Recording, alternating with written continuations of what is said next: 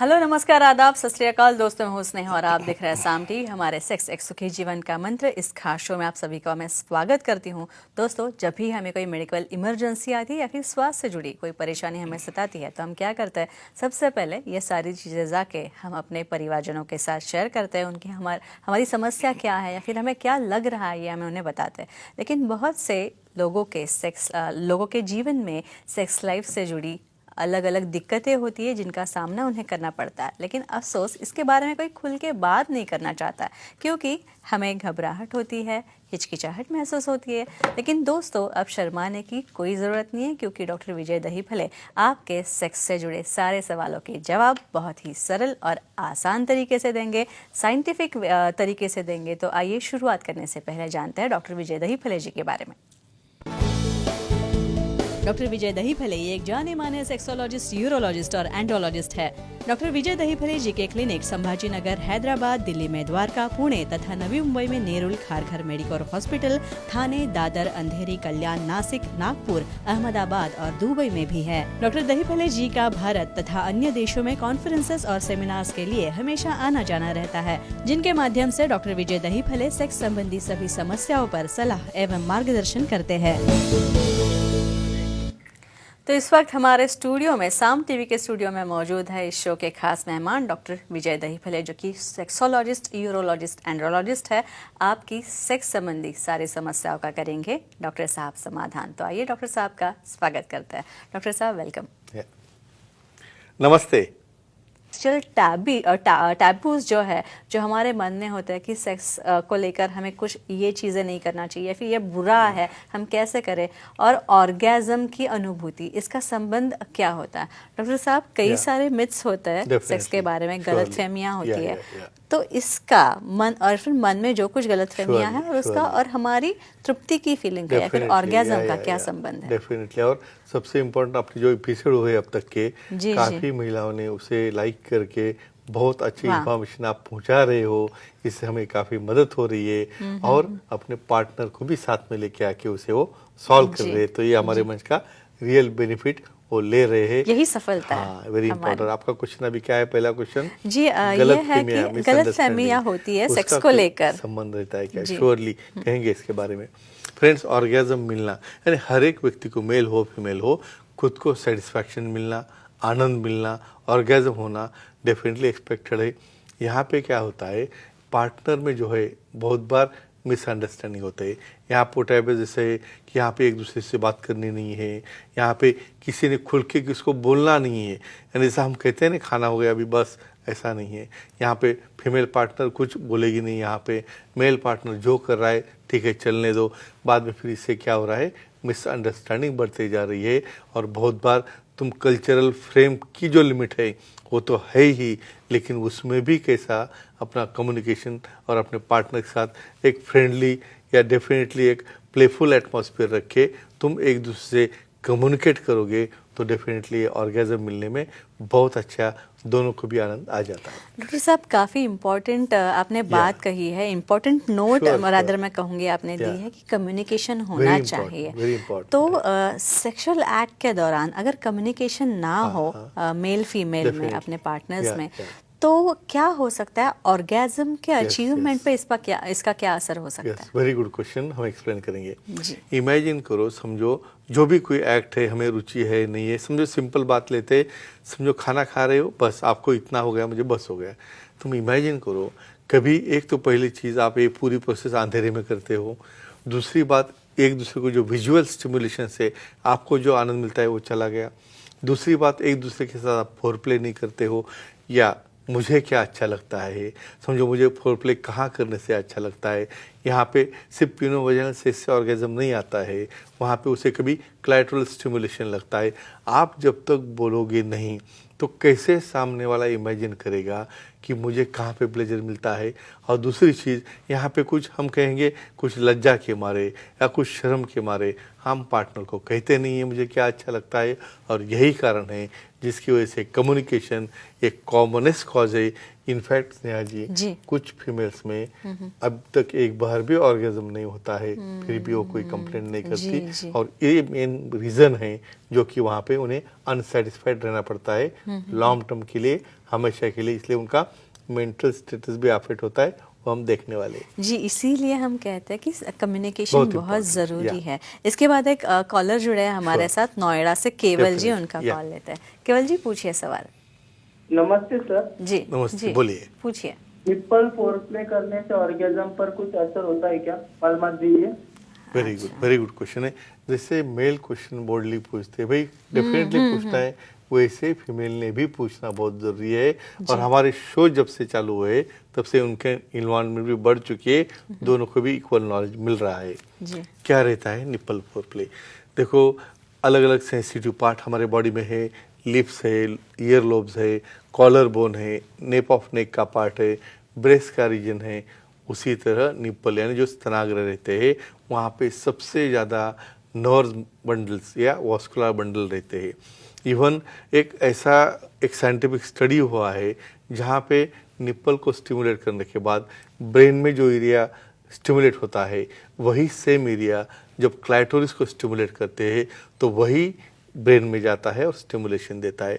तो फ्रेंड्स, इसमें क्या हो गया, यहाँ पे नर्व्स का इतना अच्छा कम्युनिकेशन खुद बॉडी ने बनाया है, तो डेफिनेटली आपने अपनी पार्टनर की कंसेंट या सम्मति लेके उसे सिंपल टैकलिंग है या सकिंग है या उसे सिंपल जेंटल प्रेसिंग है, ये करने के बाद डेफिनेटली ऑर्गेजम मिलता है। लेकिन सबसे इम्पॉर्टेंट पार्टनर की परमिशन, उसकी कंसेंट और उसे क्या अच्छा लगता है वो पूछना, और उसके बारे में रिस्पेक्ट बहुत इम्पोर्टेंट होता है। डॉक्टर साहब, मुझे अगला क्वेश्चन जो Yeah. पूछना है वो काफ़ी मतलब ऑर्गेजम और साइकोलॉजिकल Definitely, हमारी definitely. कुछ बैकग्राउंड होती है, Oh, कुछ correct. पास्ट होता है हमारा, उसके Experience, उससे correct, संबंधित correct. सवाल पूछना है Yes, कि yes, yes. ऑर्गेजम की फीलिंग या फिर Yeah. ऑर्गेजम के अचीवमेंट और पहले पास्ट में भूतकाल में हमारी कुछ सेक्स से जुड़ी काफ़ी Memories रहती है।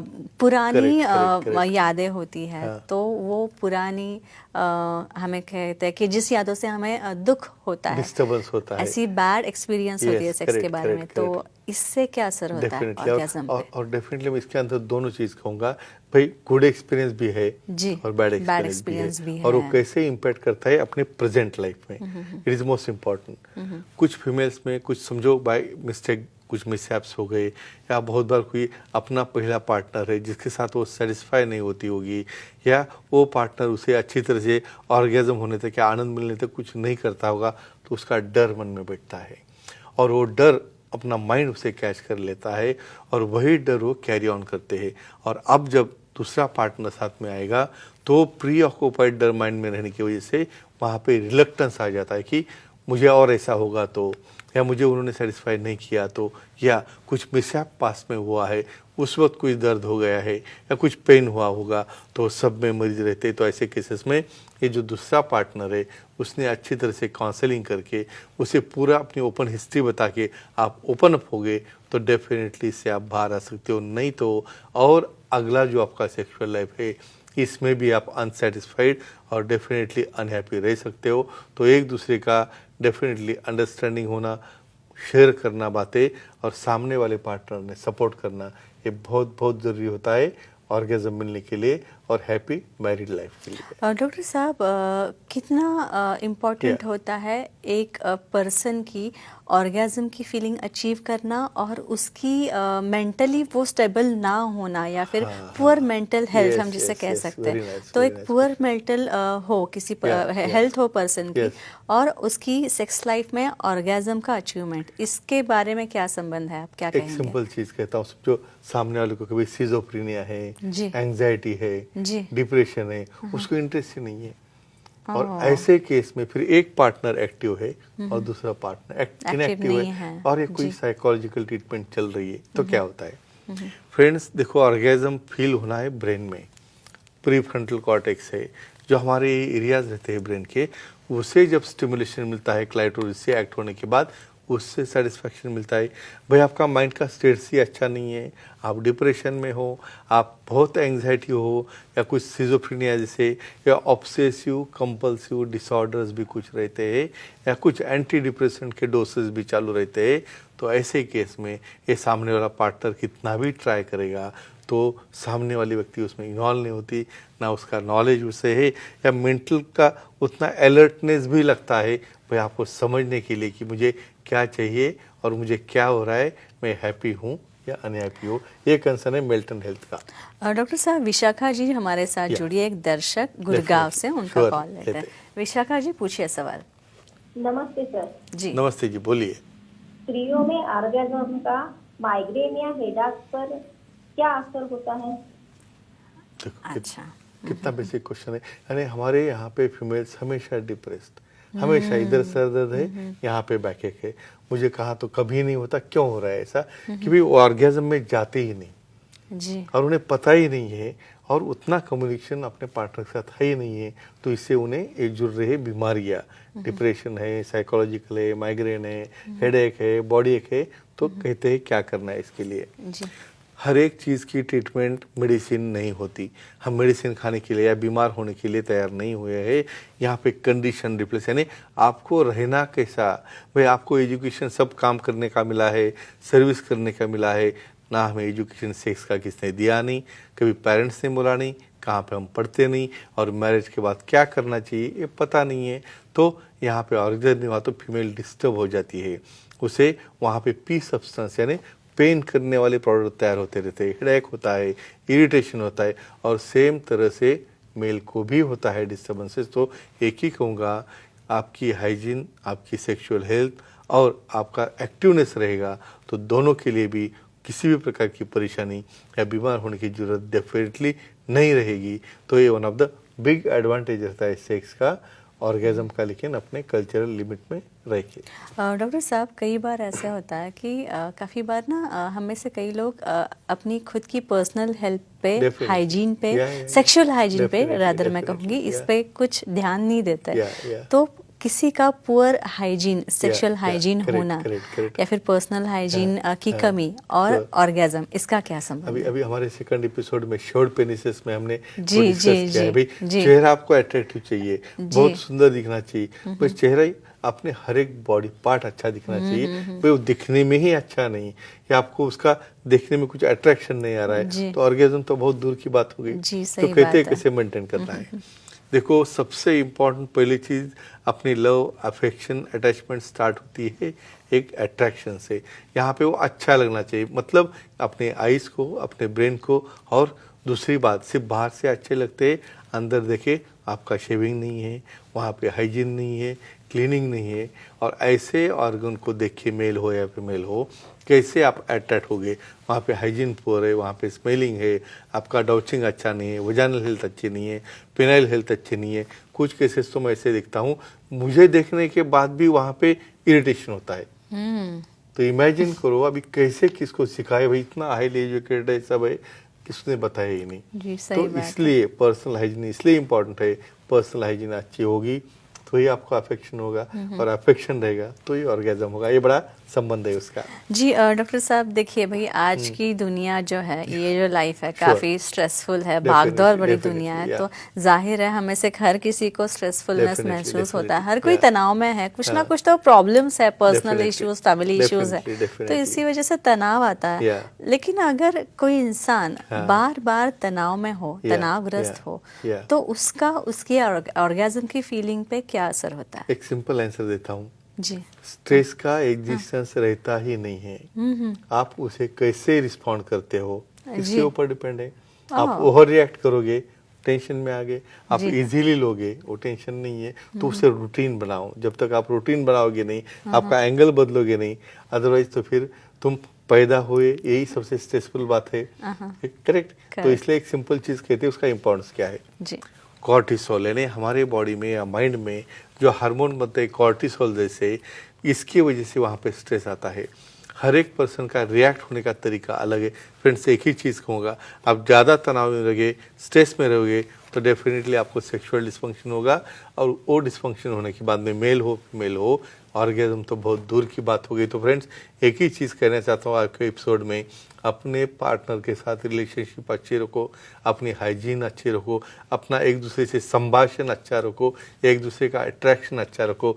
मुझे लगता है ऐसा करने के बाद किसी को भी कोई मेडिसिन लेने की या सुखी जीवन के मंत्र की यहाँ पे कमी होने की नौबत नहीं आ सकती। बाकी आप कह सकते हो। जी, काफ़ी इम्पोर्टेंट बात कही, महत्वपूर्ण बात कही कि Yeah. खुश रहना चाहिए। अगर हम Important खुश रहेंगे, अंदर से Surely. हमें अच्छी वाली हैप्पी वाली फीलिंग होगी, Definitely. तो ही हम आगे जाके और खुशहाल रह पाएंगे और हमें और हमारे पार्टनर को भी हम खुशहाली बांट पाएंगे। तो ये चर्चा जो है दोस्तों काफ़ी अच्छी हो रही है। और ये थे हमारे खास मेहमान डॉक्टर विजय दहीफले, जिन्होंने सेक्स समस्या और उसके उपायों पर बहुत ही अच्छी उम्दा जानकारी दी। लेकिन अगर आपको भी डॉक्टर साहब से मिलना है, उनकी सलाह लेनी है, आपकी प्रॉब्लम्स उनके साथ डिस्कस करनी है, तो ज़रूर आप उनसे मिल सकते हैं। और इसलिए स्क्रीन पे जो संपर्क हमने दिए हैं, जो कॉन्टैक्ट नंबर्स दिए हैं, वो नोट डाउन कर लीजिए। तथा डॉक्टर साहब के सारे सेंटर्स हैं अंधेरी, दादर, नवी मुंबई में नेरुल, खारघर, ठाणे, कल्याण, पुणे, नासिक, औरंगाबाद यानी संभाजी नगर हम जिसे कहते हैं भाई, तो यहाँ पे है उनके सेंटर्स। हैदराबाद में है, नागपुर में भी है, दुबई में भी डॉक्टर साहब के सेंटर्स है। यहाँ आप जा सकते हैं, सर से मिल सकते हैं। और फिर एक बार आपको याद दिला दूँ, सर के सारे नंबर्स जो है, सेंटर्स के नंबर्स, वो हमने वापस दे रखे, वो आप नोट डाउन कर लीजिए। उनकी वेबसाइट भी है sexologistvijaydahipale.in। इस पे आप जाएंगे तो इस वेबसाइट पे जाने के बाद आपको अपॉइंटमेंट का बटन दिखेगा, वो क्लिक कीजिए और आसानी